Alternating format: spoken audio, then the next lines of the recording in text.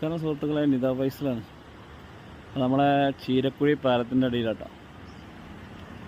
ഇവിടെ ഞാൻ നിന്നപ്പോൾ വെറുതെ ഒരു കൗതുകം തോന്നി, ഒരു കാര്യം ശ്രദ്ധിച്ചപ്പോൾ ചെറിയൊരു വീഡിയോ എടുത്താണ്.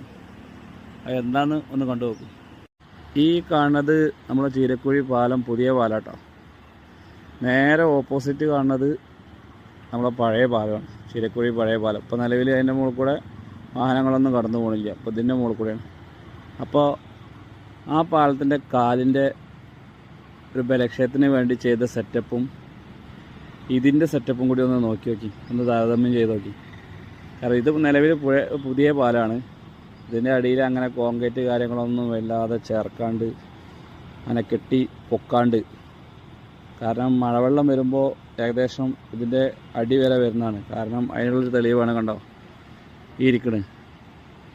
കച്ചറ സാധനങ്ങളൊക്കെ വന്ന് അടഞ്ഞതാണ് വെള്ളം വരുന്ന സമയത്ത്. അത്രയും വെള്ളം വരുന്നൊരു സ്ഥലമാണ്. അപ്പോൾ ഈ കാലിൻ്റെ അടിയിലുള്ള ഒരു സെറ്റപ്പ് കണ്ടിട്ട് അത്ര അങ്ങോട്ടൊരു പഴയ കാല പാലത്തിൻ്റെ ആ ഒരു പവറില്ല. ഞാൻ പറഞ്ഞത് ശരിയല്ലേ?